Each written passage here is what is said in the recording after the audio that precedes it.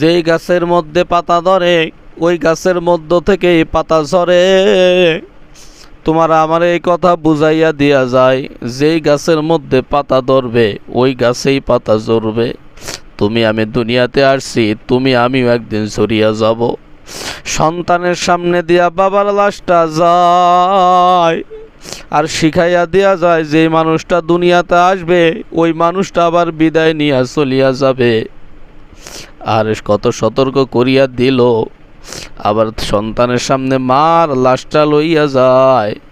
এই শিক্ষা দিয়া যায়, যেই সন্তানের সামনে দিয়া মার লাশটা যায়, মা চলে গেছে, সতর্ক করিয়া দিয়া গেছে তুমি আমিও একদিন চলে যাব।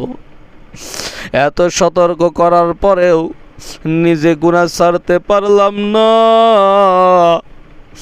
নামাজ ধরতে পারলাম না, সুদ ছাড়তে পারলাম না।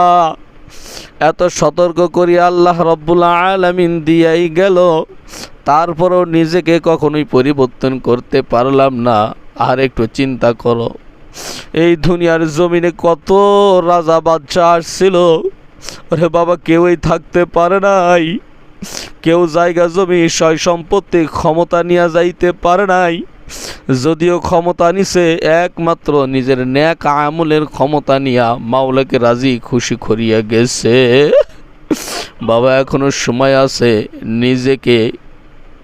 নিজের ইসলাহকে পরিবর্তন করো, নিজের নফসের গোলামি বাদ দিয়া দাও, মাওলার গোলামি করো।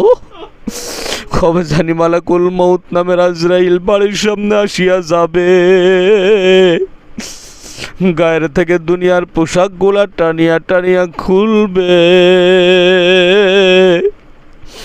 বড়ই পাতার গরম পানি দিয়া গোসল দিয়া দিবে, লাস্টারে ঘরের বাহিরে বাহির করিয়া দিবে, আর কোনোদিন ঢুকাবে না।